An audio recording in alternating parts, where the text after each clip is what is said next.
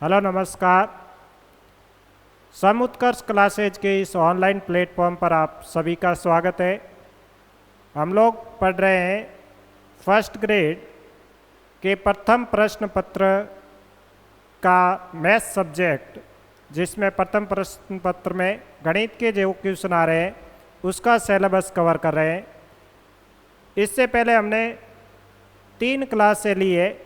पहली क्लास में हमने सिलेबस डिस्कशन किया था।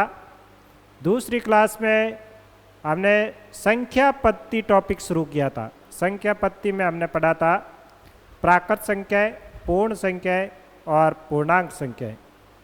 फिर सेकंड क्लास में हमने पढ़ा था परिमेय संख्या और अपरिमेय संख्या।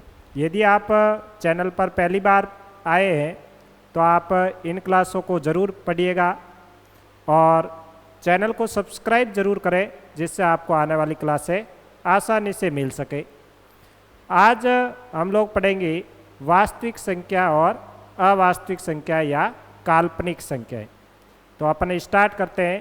थोड़ा सा मैं व्यू बता देता हूं कि हमने क्या क्या पढ़ लिया है। सबसे पहले हमने पढ़ा है प्राकृत संख्याएं। क्या पढ़ा है? प्राकृत संख्याएं। प्राकृत संख्याएं हमने पढ़ ली। अच्छे से देख लीजिए क्या पढ़ा है। प्राकृत संख्या पढ़िए। प्राकृत संख्या जिसे हमने लिखा था n से, ये हमने पढ़ा है। पहली क्लास में हमने ये पढ़ चुके। दूसरा हमने पढ़ा है पूर्ण संख्याएं। क्या पढ़ा है? पूर्ण संख्याएं। पूर्ण संख्याएं।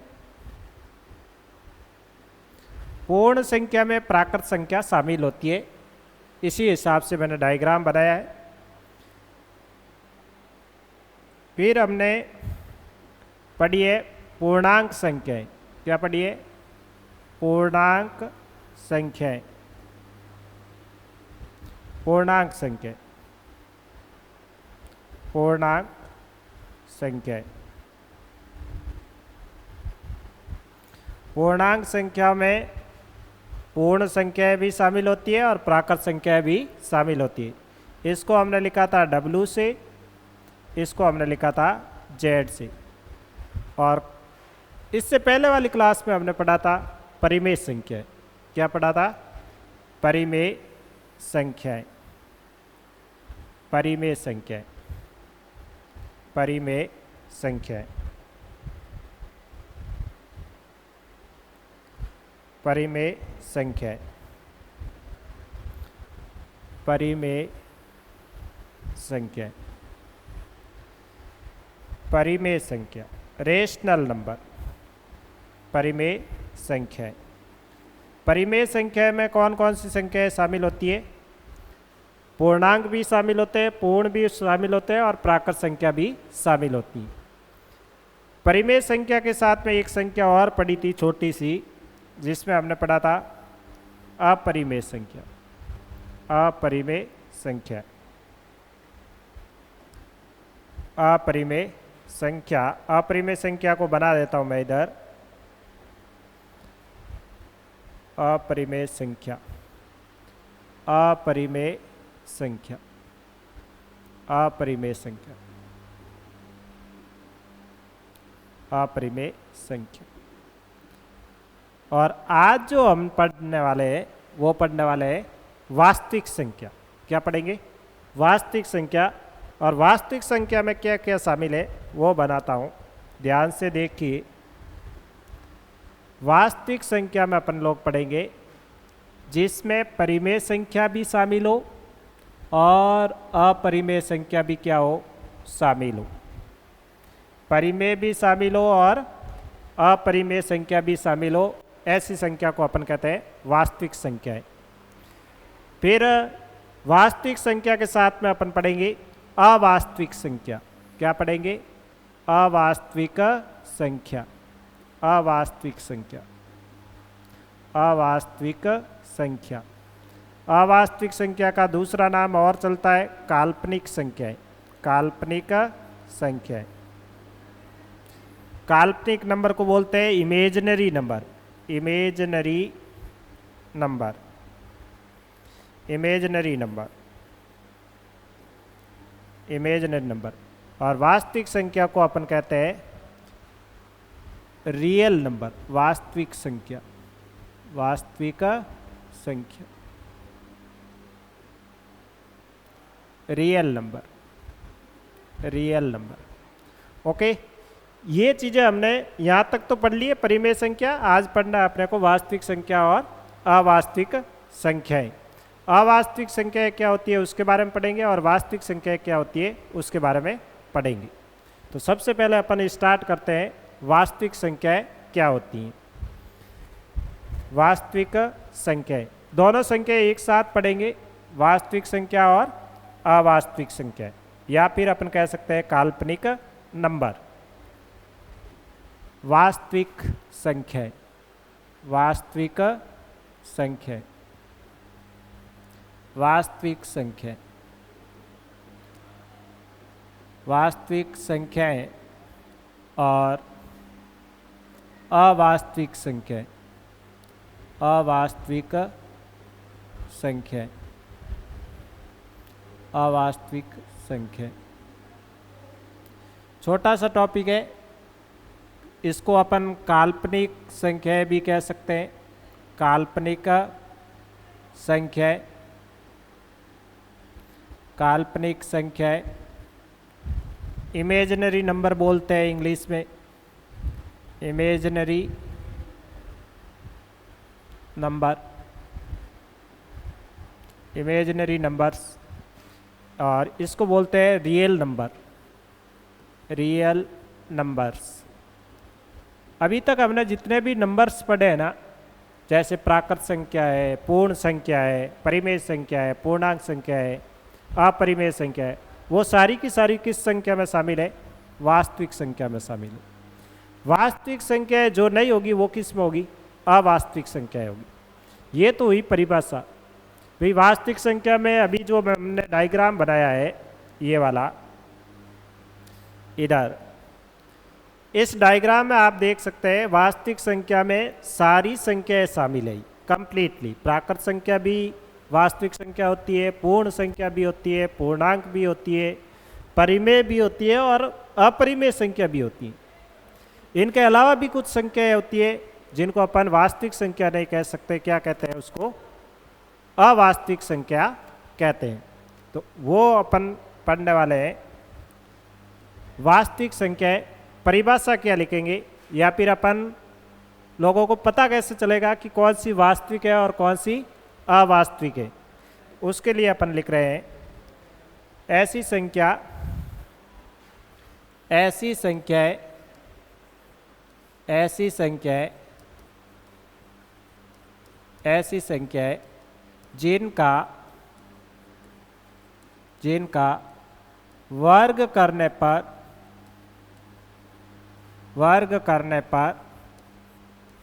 धनात्मक संख्या आए, धनात्मक संख्या आए, धनात्मक संख्या आए, उसे वास्तविक संख्या कहते हैं। उसे क्या कहते हैं? वास्तविक संख्या कहते हैं। ये इसकी डेफिनेशन हो गई, वास्तविक संख्या कहते हैं।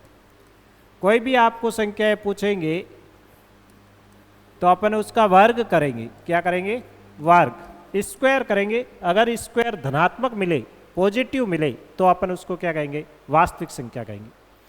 इसके उलट में अपन लिख देते हैं अवास्तविक संख्या क्या होती है? ऐसी संख्या है, ऐसी संख्या है, ऐसी संख्या है जिनका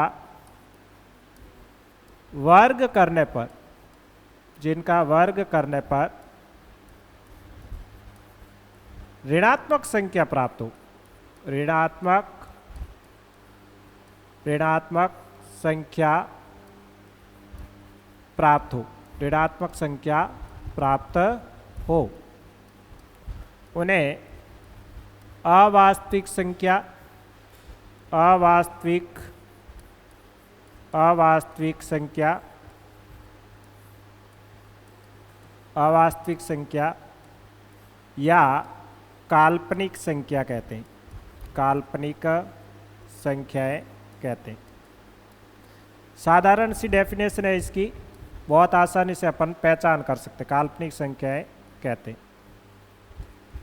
ऐसी संख्याएं जिनका वर्ग करने पर धनात्मक संख्या प्राप्त हो उसे वास्तविक कहेंगे। ऐसी संख्याएं जिनका वर्ग करने पर ऋणात्मक संख्या प्राप्त हो उसे क्या कहेंगे?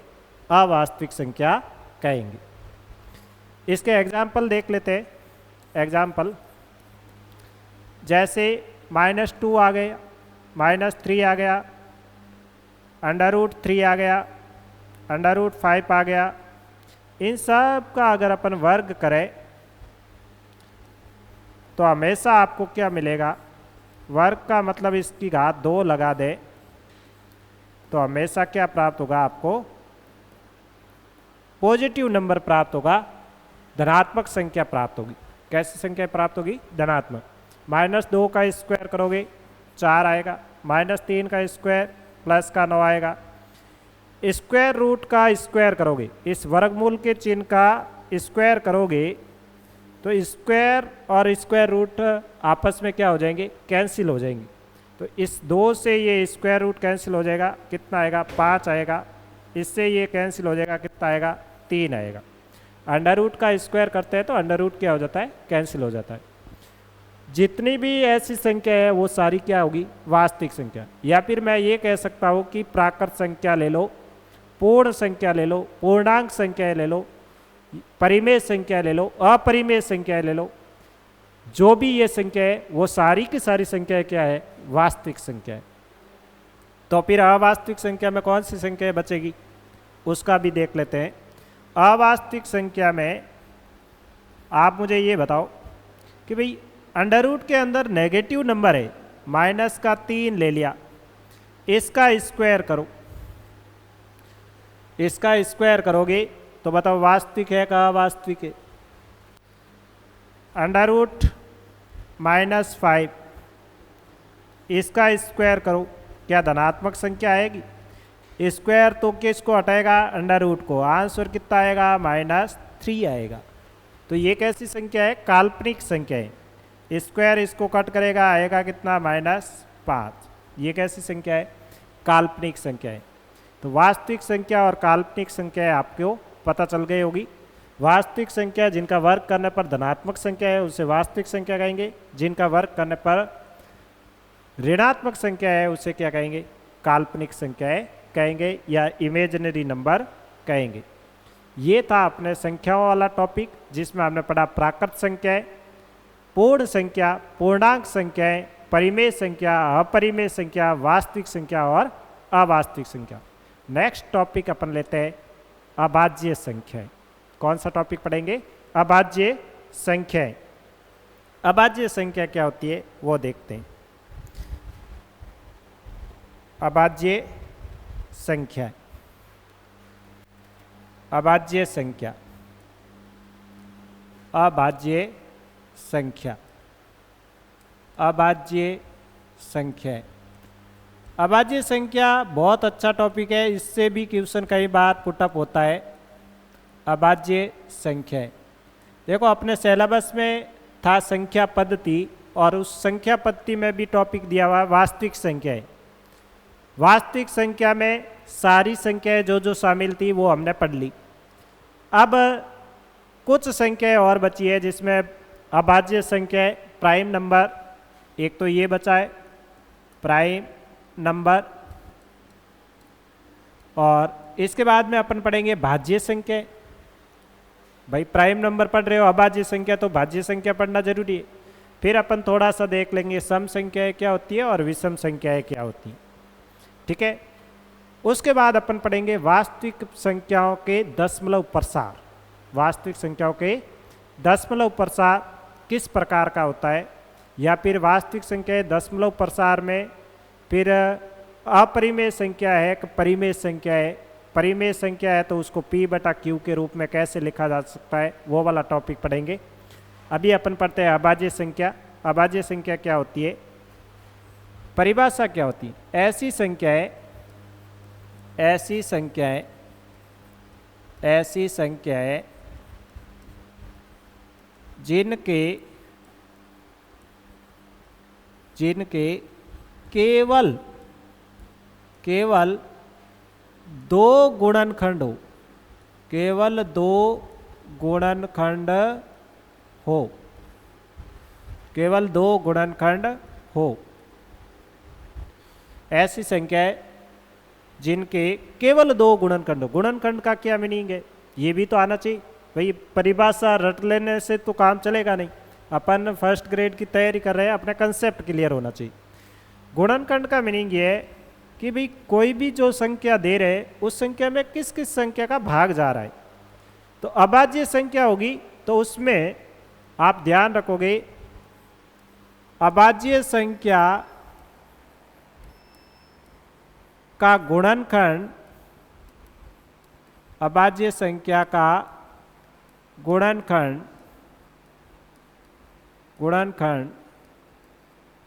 केवल स्वयं संख्या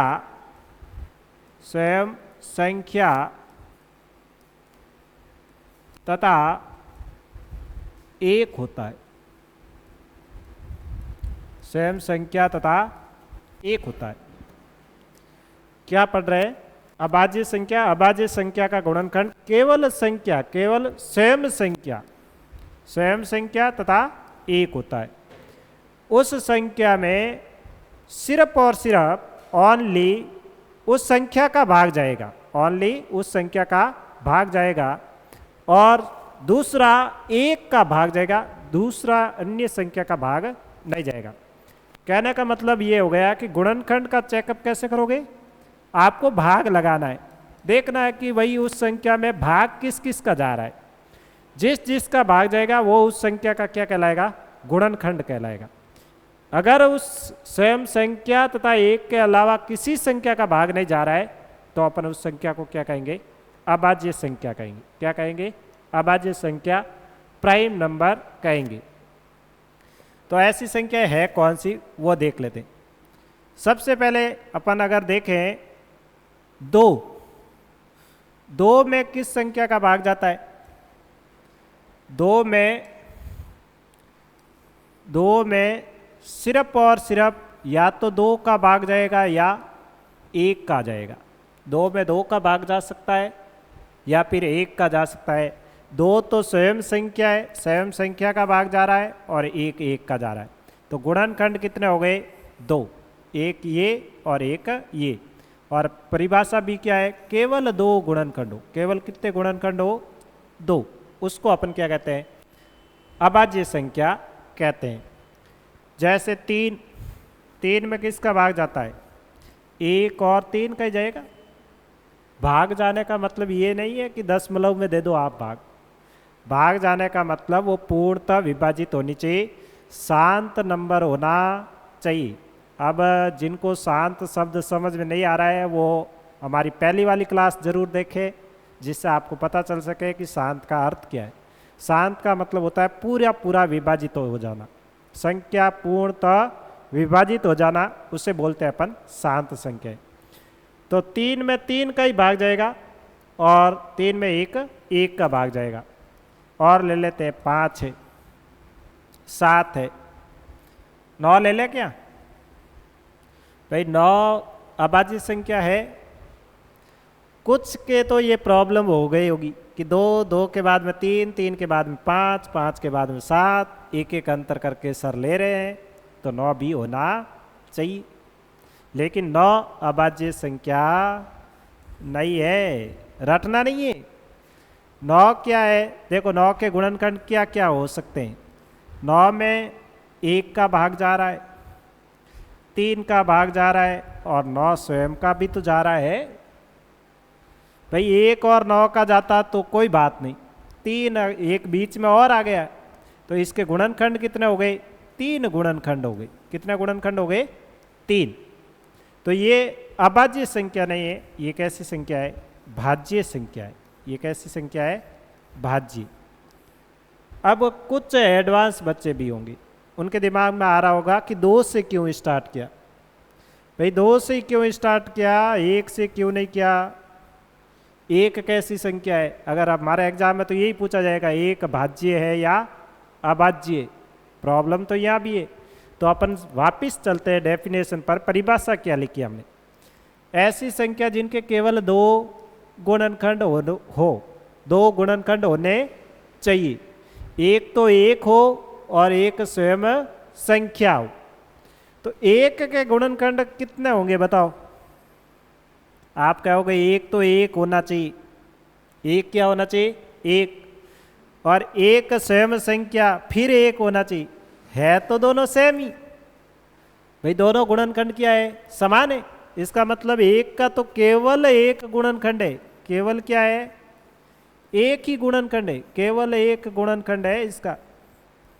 और परिभाषा के हिसाब से गुणनखंड कितने होने चाहिए? दो होने चाहिए। एक एक होना चाहिए और एक स्वयं संख्या होनी चाहिए। तो यहाँ पर तो केवल एक गुणनखंड है। तो अपन इस निष्कर्ष पर पहुंचे भी एक अभाज्य संख्या नहीं, एक अभाज्य संख्या नहीं। फिर आपके दिमाग में ये आ सकता है कि एक अभाज्य नहीं है तो भाज्य तो होनी चाहिए, भाज्य संख्या होनी चाहिए। भाई अभाज्य नहीं है, इस दुनिया में यही तो नंबर है कि भाई अभाज्य नहीं है तो भाज्य है, सम नहीं है तो विषम है, वास्तविक नहीं है अवास्तविक है, परिमेय नहीं है तो अपरिमेय। यही तो हमने पढ़ा है। अगर आप पहले वाली क्लासों में सीखे हैं तो यही चीज़ें हमने पढ़ी है कि भाई परिमेय संख्या नहीं है तो उसको हमने बोल दिया कि अपरिमेय, वास्तविक नहीं है तो उसको डाल दो अवास्तविक संख्या है। यही चीज़ें पढ़ी है ना। सम नहीं है तो विषम है। लेकिन यहाँ पर एक झंझट दूसरा है, यहाँ पर ये चीज़ें ऐसे चलने वाली नहीं। यहाँ पर क्या चलने वाली है? ये एक है ना, न तो भाज्य है और ना ही क्या है? अभाज्य। वेरी इंपॉर्टेंट है ये। एक ना तो भाज्य है और ना ही क्या है? अभाज्य। तो ये भाज्य भी नहीं है और अभाज्य भी नहीं है। ये बात अपन नोट करके लिखेंगे। यहाँ तक आपको समझ में आ गया तो मैं लिखवा देता हूँ कि एक क्या है? एक ना तो भाज्य है और ना ही अभाज्य। एक ना तो भाज्य है ना ही अभाज्य। इनको लिख लेते हैं।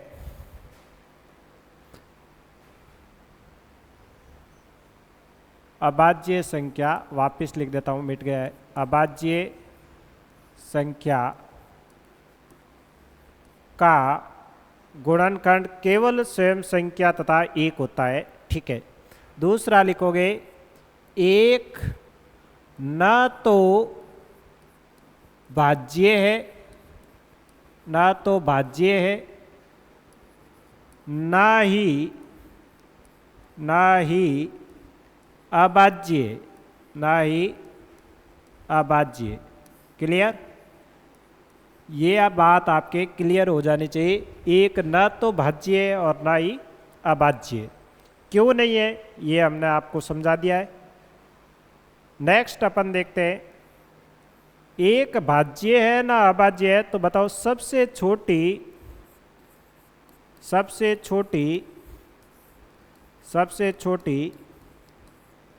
अभाज्य संख्या कौन सी है? सबसे छोटी अभाज्य संख्या, सबसे छोटी अभाज्य संख्या कौन सी है? सबसे छोटी अभाज्य संख्या है वो है 2। अगर आपके कोटेशन ये आए कि सबसे छोटी अभाज्य संख्या सम संख्या है तो वो कथन क्या है? सत्य है, क्योंकि 2 क्या है? सम संख्या है और एकमात्र सम संख्या है जो अभाज्य है। इसके बाद ऐसी कोई सम संख्या नहीं है जो अभाज्य। 2 एकमात्र संख्या है जो क्या है? सम संख्या है जो अभाज्य। तो ये भी अपन लिख देते हैं, एकमात्र सम संख्या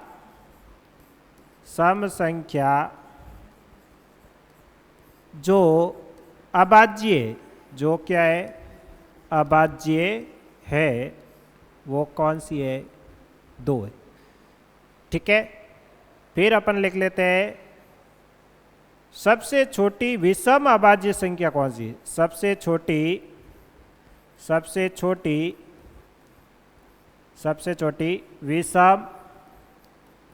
विषम अभाज्य संख्या। सबसे छोटी विषम अभाज्य संख्या कौन सी है? 3। सबसे छोटी सम अभाज्य संख्या तो क्या हो जाएगी? 2। एकमात्र सम संख्या जो अभाज्य है वो भी 2 है। सबसे छोटी विषम अभाज्य संख्या क्या है? 3 है। ठीक है, नेक्स्ट अपन लिखते हैं 2 अंकों की या एक अंक की सबसे बड़ी अभाज्य संख्या। एक अंक की सबसे बड़ी अभाज्य संख्या बताओ क्या होगी? 9 लिख दे क्या? 9 लिख दे क्या?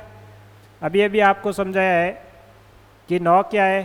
भाज्य संख्या है, ना अभाज्य संख्या नहीं है। तो 9 को नहीं लिखेंगे, क्या लिखेंगे? सबसे छोटी है 2 अंकों की, सॉरी, एक अंक की सबसे बड़ी अभाज्य संख्या। तो 2, 3, 5, 7, उसके बाद में सीधा आएगा 11। 9 अभाज्य संख्या नहीं है। तो एक अंक की सबसे बड़ी अभाज्य संख्या क्या है? 7 है। क्या है? 7। यहाँ तक किसी को कोई प्रॉब्लम है तो आप कमेंट बॉक्स में ज़रूर बता सकते हैं। हमने पढ़ा अभाज्य संख्या केवल 2 गुणनखंड होने चाहिए। अभाज्य संख्या का गुणनखंड केवल स्वयं संख्या तथा 1 होता है। एक ना तो भाज्य है और ना ही अभाज्य है। इसका रीजन हमने आपको बता दिया है। सबसे छोटी अभाज्य संख्या 2 है। एकमात्र सम संख्या जो अभाज्य है वो भी क्या है? 2 है। सबसे छोटी विषम अभाज्य संख्या क्या है? 3 है। और एक अंक की सबसे बड़ी अभाज्य संख्या क्या है? 7 है। नेक्स्ट अपन देख लेते हैं थोड़े से और पॉइंट। सबसे छोटी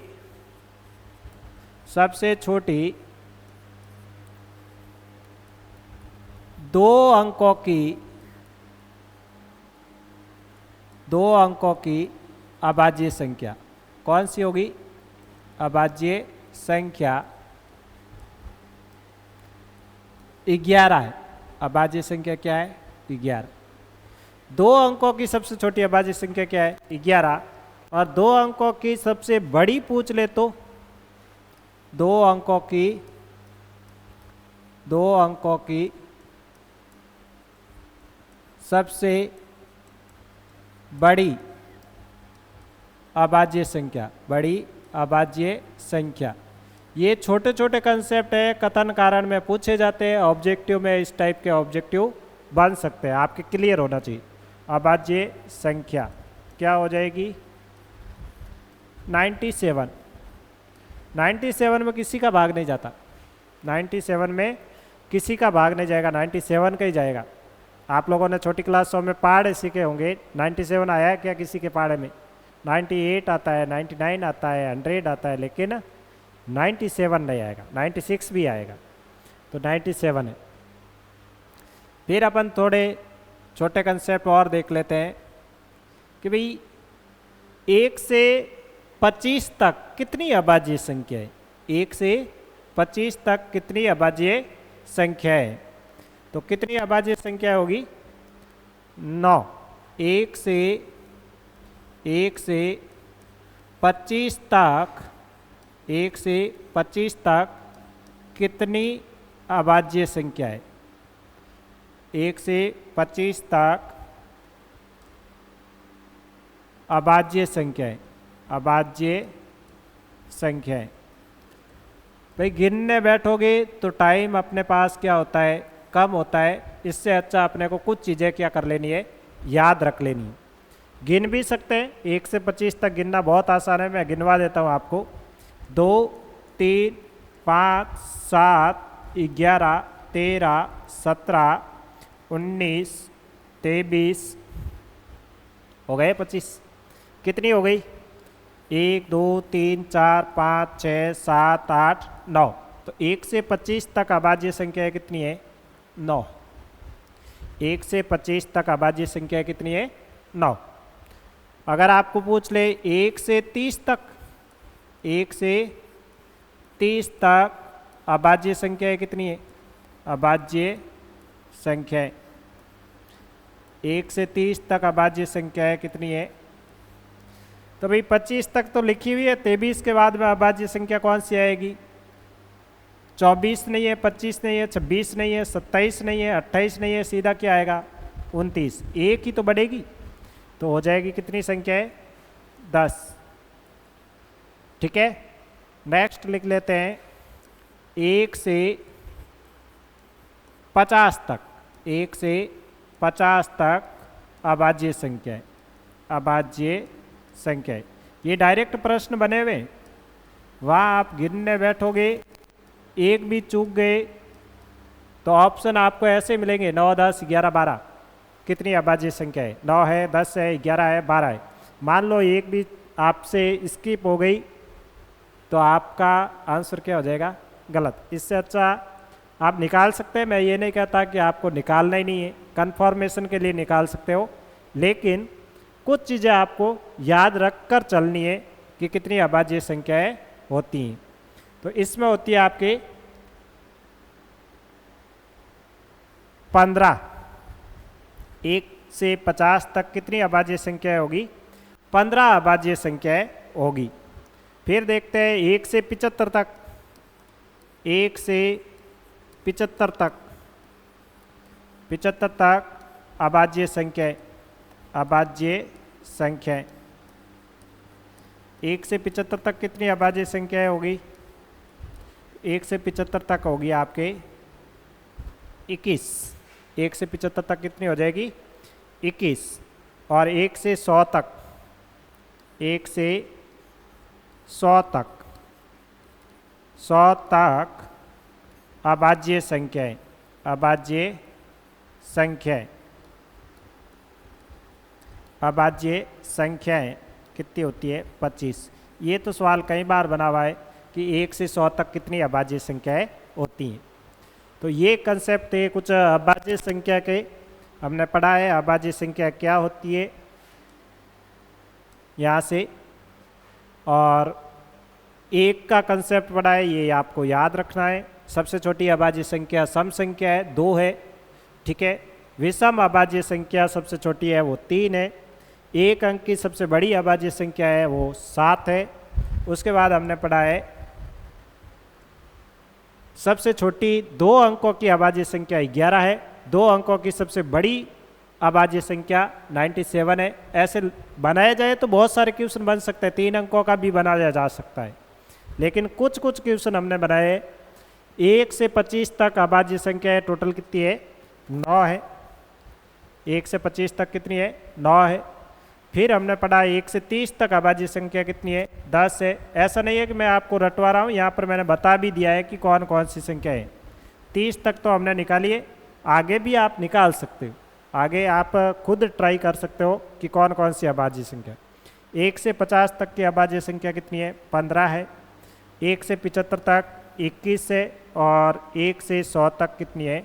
25। तो आज हमने इस क्लास में क्या पढ़ा है? एक तो पढ़ा हमने वास्तविक संख्या और अवास्तविक संख्या। वास्तविक संख्या क्या होती है वो भी पढ़ा है, अवास्तविक संख्या क्या होती है वो भी पढ़ा है। ये टॉपिक पढ़ा है, आसान सा टॉपिक था, ज़्यादा हार्ड नहीं है। फिर हमने शुरुआत में ये देखा था कि भाई कौन सी संख्याएं क्या होती है, वास्तविक संख्या में कौन कौन सी संख्याएं शामिल होती है, और वास्तविक संख्या नहीं है तो वो कौन सी संख्या है, ये पढ़ लिया। फिर हमने पढ़ा अभाज्य संख्या और अभाज्य संख्या के कुछ कंसेप्ट। इतना पढ़ने के बाद में अपने और संख्याएं जो बची है उनमें है भाज्य संख्या। तो आप अगर ये कंसेप्ट याद करके आते हैं, ये वाले, ये जो 1 से 25 तक अभाज्य संख्या कितनी है, 1 से 30 तक अभाज्य संख्या कितनी है, ऐसे क्वेश्चन आपके भाज्य में भी बनते हैं कि भाई 1 से 25 तक भाज्य संख्या कितनी है बताइए। तो आप, मैं आशा करता हूँ कि ये पढ़ कर आएंगे, याद करके आएंगे, तो भाज्य संख्या निकालना बहुत क्या हो जाएगा, आसान हो जाएगा। इस प्लेटफॉर्म पर अपने फर्स्ट ग्रेड का कोर्स चल रहा है बिल्कुल फ्री में, जिसमें इंग्लिश की क्लासें चल रही है, मैथ्स की क्लास चल रही है और साथ ही अन्य क्लासें भी शुरू हो रही है। और सेकंड पेपर में आपके जियोग्राफी की क्लासेस शुरू हो रही है। तो आप अगर पहली बार चैनल से जुड़े हैं तो सब्सक्राइब ज़रूर करके जाए, लाइक ज़रूर करें। लाइक करने से मोटिवेशन मिलता है, जिससे आपको और अच्छे से और बेहतर क्या दे सकते हैं ये हम पूरी कोशिश करते हैं। और अपना कोई सुझाव हो तो कमेंट बॉक्स में ज़रूर दें। और भी कहीं आपके प्रॉब्लम आ रही है कुछ समझने में या हमारे में सुधार की आवश्यकता हो रही है तो आप हमें ज़रूर बताएं, जिससे हम पॉजिटिव वे में लेकर उसमें सुधार कर सकते हैं। चैनल को सब्सक्राइब ज़रूर कर लें, जिससे आपके आने वाली क्लासें आसानी से मिल सके। ठीक है, धन्यवाद। जय हिंद, जय भारत।